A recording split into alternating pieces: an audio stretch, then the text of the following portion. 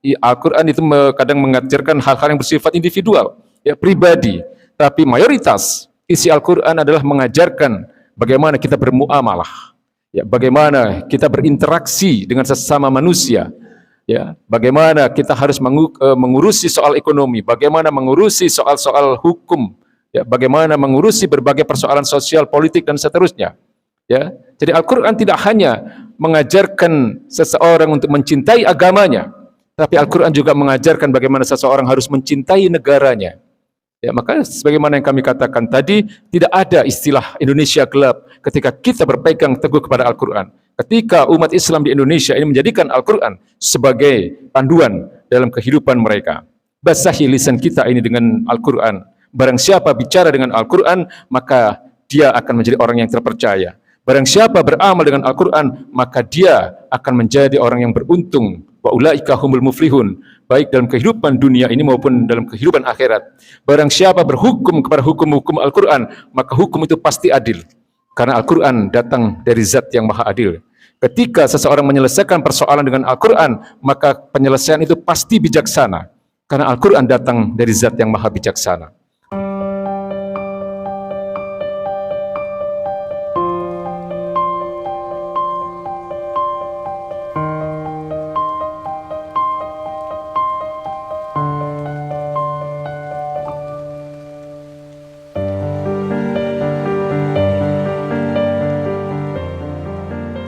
Hadirin ma'asyiral muslimin yang dirahmati Allah Subhanahu wa taala.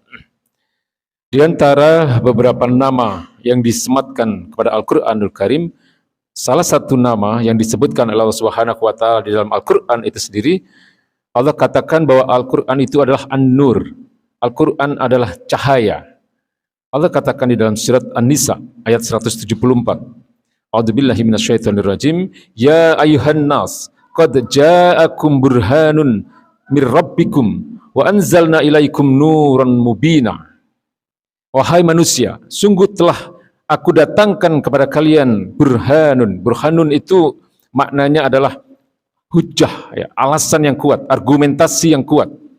Maksudnya di sini adalah Allah Subhanahu wa taala telah mendatangkan baginda Nabi beserta risalah yang beliau bawa, yaitu risalah Islam. Mir rabbikum, dari Tuhan kalian. Wa anzalna ilaikum nuran mubina, dan telah kami turunkan kepada kalian cahaya yang terang, cahaya yang jelas. Maksudnya adalah Allah telah turunkan ayat-ayat Al-Qur'anul Karim kepada baginda Nabi besar Muhammad SAW melalui malaikatnya, yaitu malaikat Jibril. Quran surat An-Nisa ayat 174. Maka kemudian di dalam surat Al-Baqarah ayat 257 Allah katakan Allahu waliyul ladzina amanu yukhrijuhum minadz zulumati ilan nur. Ya, Allah adalah penolong, Allah adalah waliyun, ya, Allah adalah pelindung bagi orang-orang beriman, dan Allah akan mengeluarkan orang-orang beriman itu min zulumati ilan nur. Ya, minaz zulumati ilan nur, dari berbagai kegelapan ilan nur, ya, kepada cahaya.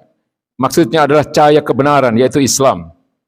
Waladina kafaru awliya'uhum, ya, at-taghut yukhrijunahum minan nur ila zulumat. Ulaika ashabun nar hum fiha khalidun. Namun kemudian Allah katakan, dan orang-orang kafir, ya, pelindung-pelindung mereka, penolong-penolong mereka adalah taghut, adalah para setan.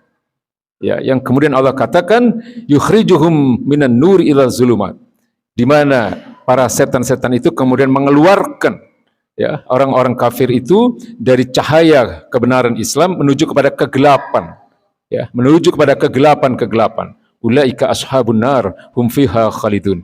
Ya, maka mereka akan menjadi penghuni neraka dan mereka akan kekal di dalamnya. Kalau kita melihat ayat ini, penggunaan kata zulumat yang bermakna kegelapan-kegelapan itu menggunakan kata jamak, ya, menggunakan kata yang berjenis plural dalam bentuk jamak. Artinya kegelapan itu banyak sekali, ya, berbagai macam kegelapan. Yang dimaksud dengan kegelapan di sini adalah kesesatan, kemaksiatan, kejahiliahan, kebodohan di dalam memandang kehidupan ini, ya, di dalam berperilaku, di dalam berbuat, ya, melakukan berbagai amal perbuatan. Mereka dituntun oleh jalan yang disebut dengan jalan-jalan jahiliyah, jalan-jalan yang gelap, jalan yang bodoh, ketika mereka tidak menjadikan Al-Qur'anul Karim sebagai pembimbing dalam kehidupan mereka. Ya, lalu kemudian ketika Allah menyebutkan makna cahaya. Allah menggunakan kata nur yang artinya satu cahaya. Ya, berbeda dengan zulumat tadi. Kalau zulumat itu bermakna kegelapan-kegelapan, sementara an-nur itu adalah satu cahaya. Ya, karena bentuk jamak dari nur ini adalah anwar. Ya, lalu Allah katakan para setan itu yukhrijukum minan nur ila zulumat. Ya, mereka mengeluarkan orang-orang tadi dari satu cahaya kebenaran menuju kepada kegelapan-kegelapan. Artinya adalah bahwa cahaya kebenaran itu hanya Islam. Ya, maka sebenarnya kalau kita memandang bahwa kehidupan ini dari sudut pandang Islam, kita pandang bahwa kehidupan ini dari sudut Al-Quran, tidak ada kegelapan itu ketika kita menjadikan Al-Quran sebagai panduan dalam kehidupan kita. Hari ini kita diramaikan di sosial media dengan tagar Indonesia gelap. Tidak ada sebenarnya kegelapan itu kalau manusia berpegang teguh kepada Al-Quranul Karim. Kalau manusia kemudian menjadikan Al-Quran itu sebagai bimbingan, ya, sebagai imam dalam kehidupan mereka. Ya. Al-Quran akan menjadikan manusia, ya, pada cahaya kebenaran, cahaya yang terang benderang. Al-Quran akan membentuk generasi-generasi muda kita menjadi generasi-generasi yang cemerlang, generasi-generasi yang hebat, generasi-generasi yang cerdas, ya, sebagaimana generasi-generasi terdahulu, ya, generasi sahabat, generasi tabi'in, generasi tabi'ut tabi'in, di mana pada masa-masa itu melahirkan anak-anak muda yang luar biasa, mempunyai kecemerlangan, baik dalam kecerdasan intelektual maupun kecerdasan spiritual. Ya, kita kenal ada sahabat-sahabat Nabi yang berusia masih sangat muda, tapi mereka mempunyai kualitas yang luar biasa. Sahabat Ali bin Abi Thalib, umur 12 tahun, dia masuk Islam, ya, dan kemudian tidak lama kemudian beliau menjadi staf ahli lah, katakanlah begitu, ya, juru tulis Al-Quran yang sangat diandalkan oleh baginda Nabi Muhammad SAW, usia belasan tahun. Lalu kemudian ada Usamah bin Zaid yang usia 18 tahun, dia sudah menjadi panglima perang menghadapi Romawi. Ya, lalu kemudian kalau kita lihat di generasi-generasi berikutnya, di tabi'in dan tabi'ut tabi'in, mereka adalah para pemuda-pemuda yang mempunyai kecemerlangan dalam kecerdasan, baik itu kecerdasan intelektual maupun kecerdasan spiritual. Dan terdekat dengan generasi kita misalnya, ya, Muhammad Al-Fatih, dia hidup di tahun atau di abad ke-15, ya, dengan bimbingan Al-Quran, dengan bimbingan Islam yang diberikan oleh orang tuanya, dengan mendatangkan para ulama, kemudian dia hadir sebagai pemimpin yang sampai hari ini tidak ada yang menandingi kehebatannya, menandingi kecerdasannya. Beliau hafal Al-Quran, beliau hafal ribuan hadis, dan beliau memiliki strategi yang cemerlang di dalam bagaimana strategi militer dan seterusnya. Ini adalah Muhammad Al-Fatih. Oleh sebab itu sebenarnya tidak ada kehidupan yang gelap, tidak ada kehidupan yang suram ketika Al-Quran menjadi pegangan dalam kehidupan kita. Al-Quran adalah Al-Huda. Al-Quran adalah petunjuk kehidupan bagi manusia. Al-Quran adalah Al-Furqan.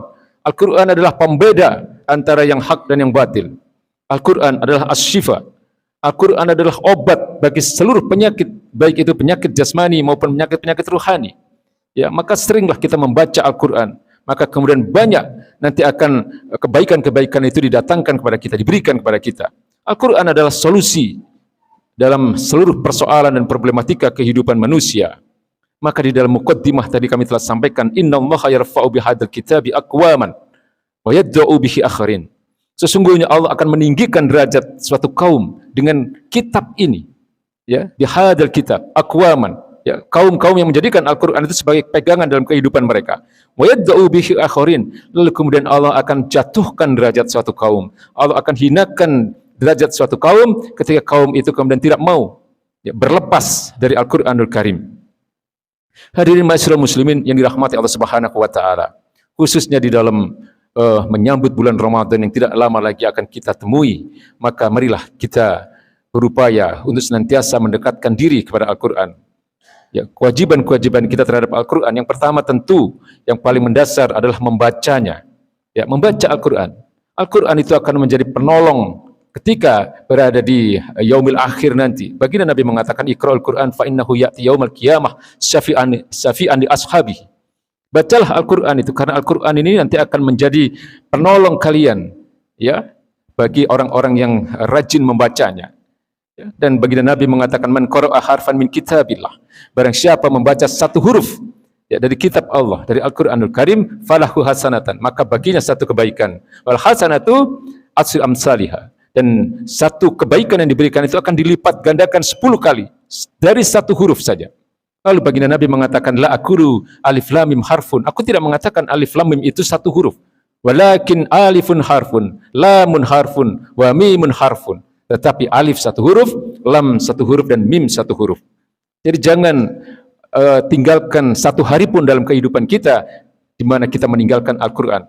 Minimal setiap hari kita baca Al-Quran. Ya, kita luangkan waktu, kita adakan waktu untuk membaca Al-Quran setiap hari. Kemudian kewajiban kita yang berikutnya tentang Al-Quran ini adalah memahami kandungan maknanya. Ya, ketika kemudian kita membaca, ya, bersamaan dengan itu mungkin upayakan kita untuk memahami kandungan maknanya.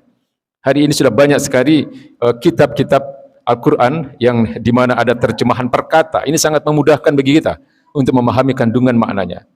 Ya, tentu kalau kita ingin memahami lebih jauh lagi, ya tentu harus membaca tafsirnya. Ya, dengan teknologi yang ada hari ini, kemudahan-kemudahan kita, ya, di dalam mempelajari Al-Quran ini harus kita manfaatkan supaya kita semakin mencintai Al-Quran. Ya, karena inilah bagian dari kewajiban terbesar kita, ya, sebagai kaum muslimin. Lalu kewajiban kita yang berikutnya terhadap Al-Quran adalah berupaya untuk mendakwahkan Al-Quran ini, mengenalkan kepada anak-anak kita, mengajarkan, ya, agar mereka mencintai Al-Quran. Khairukum man ta'allama Al-Quran wa 'allamahu. Sebaik-baik di antara kalian adalah mereka yang belajar Al-Quran dan mengajarkannya. Ya, jadi kalau mungkin kesempatan kita adalah hanya mengajarkan kepada keluarga, ya, kepada anak-anak kita, ajarkan, ya, bagi mereka, ya, supaya mereka mempunyai kecintaan pada Al-Quran, dekatkan mereka dengan Al-Quran. Ya. Kemudian kewajiban kita berikutnya terhadap Al-Quran yang bersifat fardu kifayah, ini adalah menghafalnya. Ya, upayakan setiap hari ada tambahan hafalan bagi kita. Ya, terutama bagi anak-anak kita, anak-anak muda ini, mereka masih dalam kondisi di mana daya hafal mereka itu sedang kuat-kuatnya. Ya, daya hafal mereka sedang bagus-bagusnya, sehingga manfaatkan waktu ini, manfaatkan potensi yang ada dalam diri ini untuk banyak-banyak menghafal ayat-ayat Al-Quran. Ya, pertama membacanya, yang belum bisa membaca upayakan segera belajar membaca Al-Quran. Ya, lalu kemudian ketika kemudian sudah mampu membaca, ya, hafalkan. Ya, terutama bagi anak-anak kita yang masih usia-usia dini ini. Kemudian yang terakhir tentu kewajiban kita terhadap Al-Quran. Sebagaimana yang kami sampaikan tadi, Al-Quran adalah Al-Huda. Ya, Al-Quran adalah panduan dalam kehidupan kita.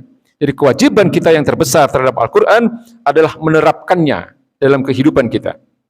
Ya, di dalam Al-Quranul Karim banyak sekali hal-hal yang diturunkan oleh Allah Subhanahu wa Ta'ala yang berupa aturan-aturan kehidupan. Baik aturan kehidupan yang sifatnya individual. Ya, Al-Quran itu kadang mengajarkan hal-hal yang bersifat individual, ya, pribadi. Tapi mayoritas isi Al-Quran adalah mengajarkan bagaimana kita bermuamalah, ya, bagaimana kita berinteraksi dengan sesama manusia, ya, bagaimana kita harus mengurusi soal ekonomi, bagaimana mengurusi soal-soal hukum, ya, bagaimana mengurusi berbagai persoalan sosial, politik, dan seterusnya. Ya, jadi Al-Quran tidak hanya mengajarkan seseorang untuk mencintai agamanya, tapi Al-Quran juga mengajarkan bagaimana seseorang harus mencintai negaranya. Ya, maka sebagaimana yang kami katakan tadi, tidak ada istilah Indonesia gelap ketika kita berpegang teguh kepada Al-Quran. Ketika umat Islam di Indonesia ini menjadikan Al-Quran sebagai panduan dalam kehidupan mereka. Basahi lisan kita ini dengan Al-Quran. Barang siapa bicara dengan Al-Quran, maka dia akan menjadi orang yang terpercaya. Barang siapa beramal dengan Al-Quran, maka dia akan menjadi orang yang beruntung. Wa ulaika humul muflihun. Baik dalam kehidupan dunia ini maupun dalam kehidupan akhirat. Barang siapa berhukum kepada hukum-hukum Al-Quran, maka hukum itu pasti adil. Karena Al-Quran datang dari zat yang maha adil. Ketika seseorang menyelesaikan persoalan dengan Al-Quran, maka penyelesaian itu pasti bijaksana. Karena Al-Quran datang dari zat yang maha bijaksana. Barakallahu li wa lakum fil Qur'anil azim wa nafa'ani wa iyyakum bima fihi minal ayati wa zikril hakim. Innahu ta'ala jawadun karim. Raufur rahim fastaghfiruhu innahu huwal ghafurur rahim.